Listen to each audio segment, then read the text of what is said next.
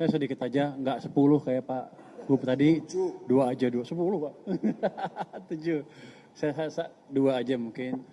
Yang pertama dari angka pertumbuhan ekonomi tadi yang keluar hari ini 5,61 itu kita diskusikan dengan Bapak Presiden bahwa kita memang sudah bisa membalik arah ekonomi. Dulu kan sebelumnya 5,39, sekarang 5,61, dibanding sebelum-sebelumnya 5 atau di bawah 5 sedikit kan. Jadi ekonomi kita sedang mengalami akselerasi. Itu yang tidak disadari banyak orang sehingga orang agak takut dan keluar dari pasar modal. Kan saya kemarin bilang serok aja. Kalau mereka ikut mesti nanti ke depan akan untung banyak. Tapi jelas ekonomi sedang menuju pertumbuhan akan yang lebih cepat dan akan kita jaga untuk triwulan kedua dengan berbagai kebijakan, koordinasi dengan Bank Sentral juga menjaga sistem kondisi likuiditas, dan juga kita akan memberikan stimulus tambahan ya Pak Menko ya ke perekonomian yang gak lama lagi akan diumumkan. Ya mungkin 1 Juni akan mulai jalan. Assalamualaikum warahmatullahi wabarakatuh. Salam sejahtera bagi kita semua. Teman-teman media cetak, media elektronik, saya bersama Pak Gubernur Bank Indonesia, Ketua LPS, Pak Menteri Keuangan, dan Ketua OJK. Tadi rapat dengan Bapak Presiden dan dilaporkan kepada Bapak Presiden kondisi perekonomian saat ini yang dari hasil tadi pengumuman BPS di kuartal pertama baik, kita pertumbuhannya di 5,61 dan pertumbuhan ini adalah di antara negara G20 tertinggi. Jadi kita di atas Cina, di atas Singapura, Korea Selatan, Arab, bahkan Amerika.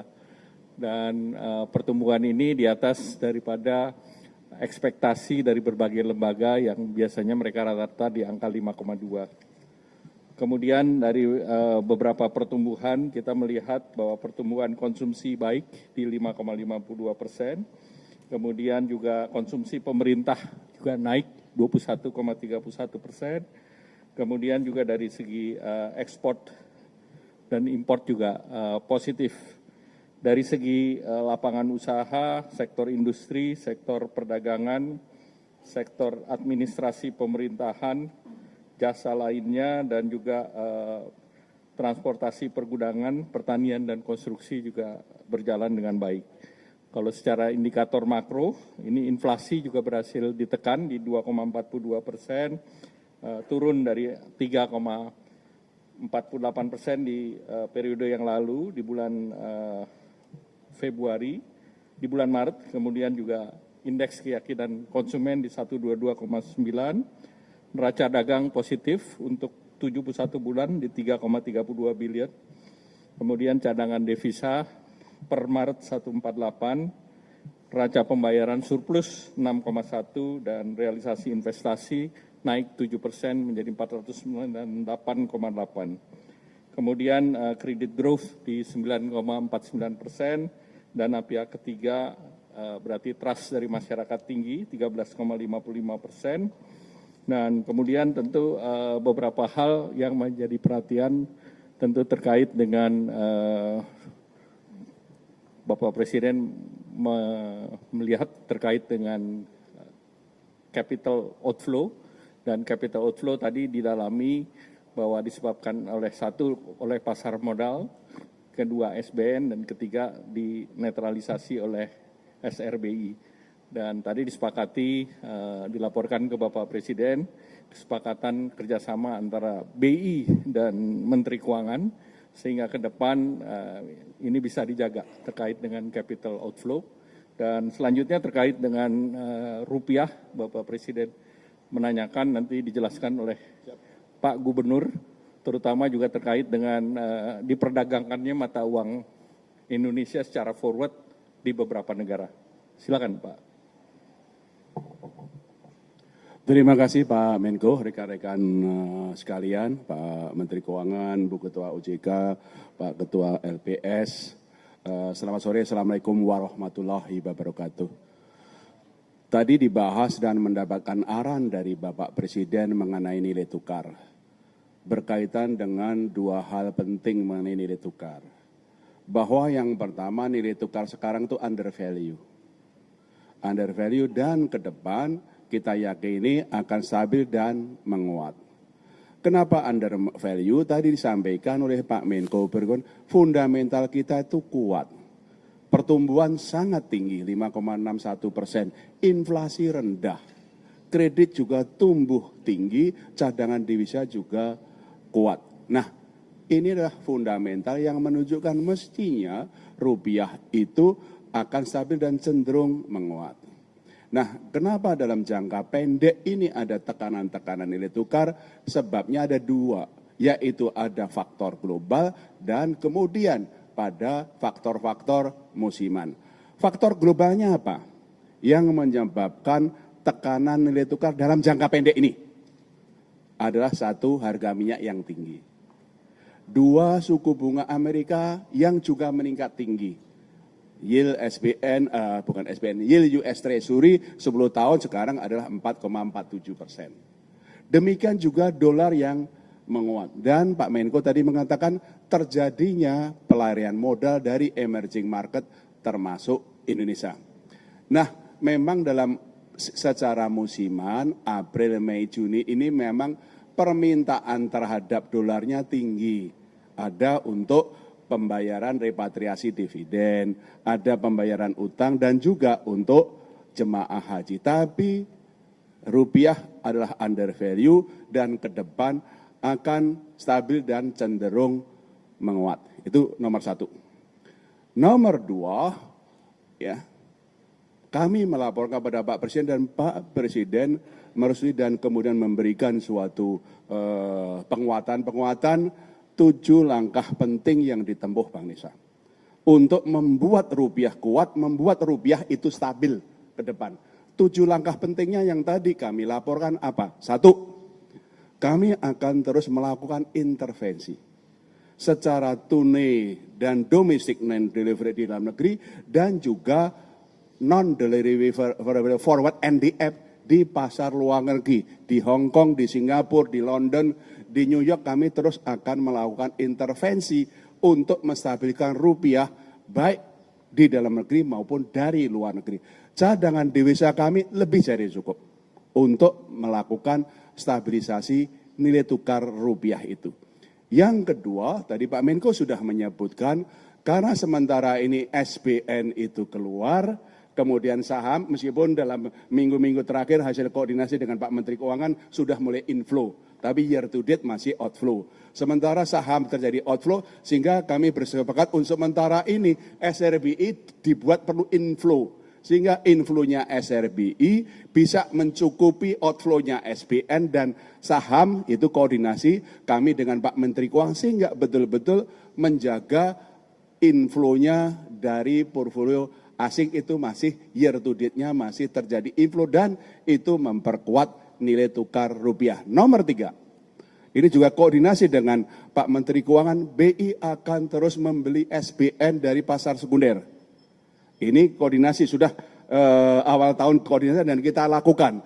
Kami sudah membeli SBN dari pasar sekunder year to date adalah 123,1 triliun rupiah dan kami akan melakukan koordinasi termasuk nanti Pak Menteri Keuangan bisa melakukan masalah buyback dan segala macam. Koordinasi sangat erat antara fiskal dan moneter. Kemudian yang keempat, kami juga dengan Pak Menteri Keuangan menjaga likuiditas di perbankan dan pasaran lebih dari cukup, yaitu terindikasi dari pertumbuhan uang primer yang selalu double digit. Di terakhir itu pertumbuhan uang primernya adalah 14,1%. Nomor 5, yaitu adalah yang kami sudah keluarkan adalah pembatasan pembelian dolar di pasar domestik tanpa underlying. Yang dulunya 100.000 dolar per orang per bulan, kita turunkan 50.000 dolar per orang per bulan. Itu yang kami langsung koordinasi dengan KSSK untuk penguatan termasuk di dalam negeri itu adalah pasar yuan Chinese yuan dengan rupiah sudah berkembang di dalam negeri. Karena local currency kita dengan Cina sama yuan, Cina sama rupiah itu sangat tinggi dan sekarang sudah mulai terbentuk pasar domestik yuan sama rupiah termasuk ini local currency sehingga itu mengurangi atau melakukan diversifikasi dari dolar sehingga itu bisa memperkuat. Nomor 6 adalah penguatan untuk pasar intervensi kami di offshore non-delivery forward. Supaya kita lebih mampu mengendalikan perkembangan nilai tukar di offshore, di luar negeri.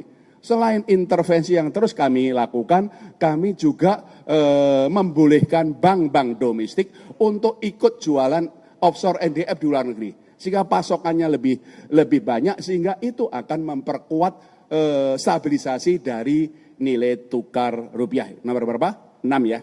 Nomor 7 adalah peningkatan pengawasan kepada bank-bank dan korporasi yang terutama kami lihat bank-bank korporasi yang aktivitas pembelian dolarnya tinggi, kami kirim pengawas ke sana koordinasi dengan Bu Frederica Widyasari dari Ketua OJK untuk memastikan bagaimana stabilitas sistem keuangan terjaga. Terima kasih Pak Menko.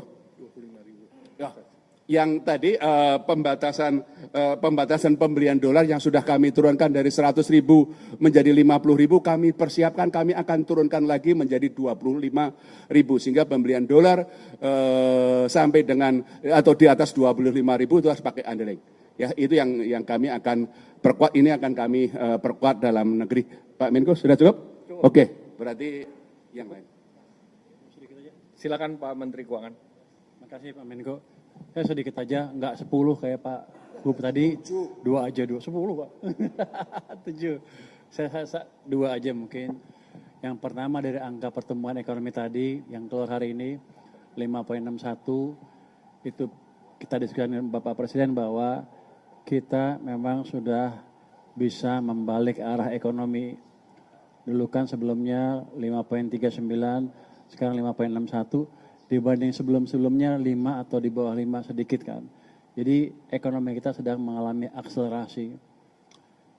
Itu yang tidak disadari banyak orang sehingga orang agak takut dan keluar dari pasar modal. Kan saya kemarin bilang serok aja. Kalau mereka ikut mesti nanti ke depan akan untung banyak. Tapi jelas ekonomi sedang menuju pertumbuhan ekonomi yang lebih cepat. Dan akan kita jaga untuk triwulan kedua dengan berbagai kebijakan, koordinasi dengan Bank Sentral juga menjaga sistem kondisi likuiditas dan juga kita akan memberikan stimulus tambahan ya Pak Menko ya ke perekonomian yang nggak lama lagi akan diumumkan ya mungkin 1 Juni akan mulai jalan. Yang kedua untuk memperkuat nilai tukar, kami juga akan menerbitkan bond dalam Panda Bond di Cina dengan bunga yang lebih rendah sehingga kita tidak tergantung terlalu banyak ke dolar lagi. Jadi diversifikasi kita akan lebih baik lagi ke depan. Jadi prospek kita bagus, teman-teman semua nggak usah takut. Tadi Pak Presiden juga bilang sama saya suruh sampaikan pesan bahwa uang saya cukup, duitnya banyak, jadi Anda nggak usah takut. Terima kasih Pak.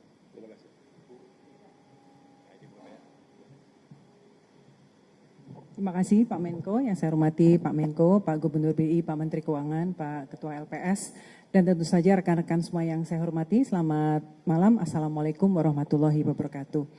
Baik, tadi kami menyampaikan dari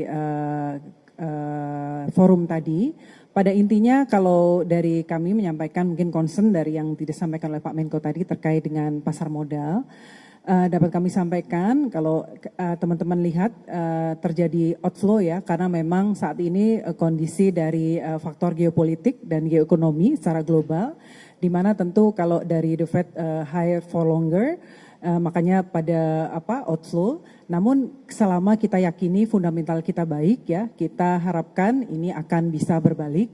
Namun demikian dapat kami sampaikan bahwa setelah market event yaitu yang dicetuskan dari semenjak akhir Januari kemarin dari MSCI, dapat kami sampaikan bahwa seluruh hal-hal yang menjadi concern dari global investor terkait dengan transparansi dari pasar modal Indonesia, di mana data dari 1% pemegang saham sudah kita buka, kemudian granularity dari data dari 9 klasifikasi menjadi 39 sudah kita sampaikan secara sangat granular.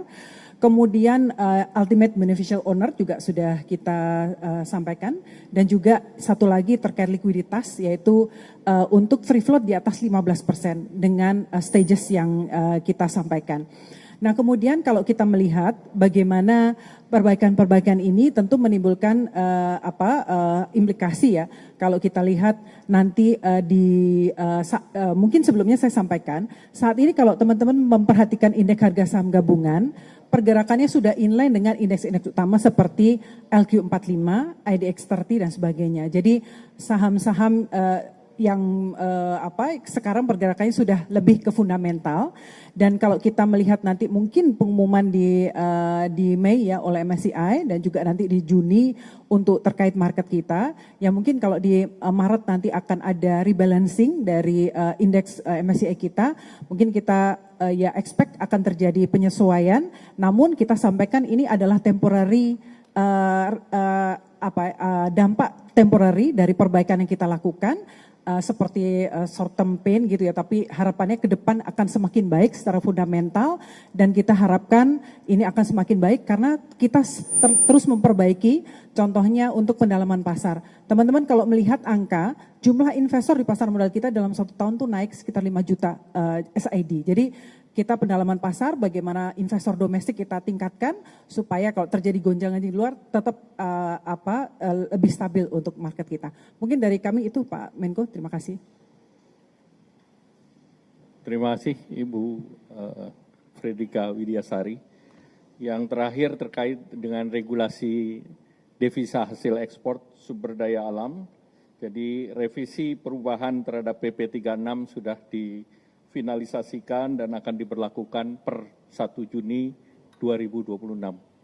Jadi perubahan bahwa DHE SDA wajib masuk ke Himbara dan dikonversi ke rupiah maksimum 50%, dan juga terkait dengan sektor ekstraktif atau oil and gas itu berlaku seperti yang sekarang, yaitu yang berlaku 3 bulan.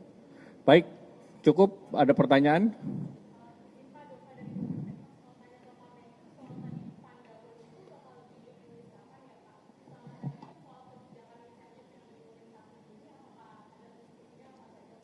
Nanti sesudah matang nanti kita umumkan. Lagi digoreng dulu. Cukup ya?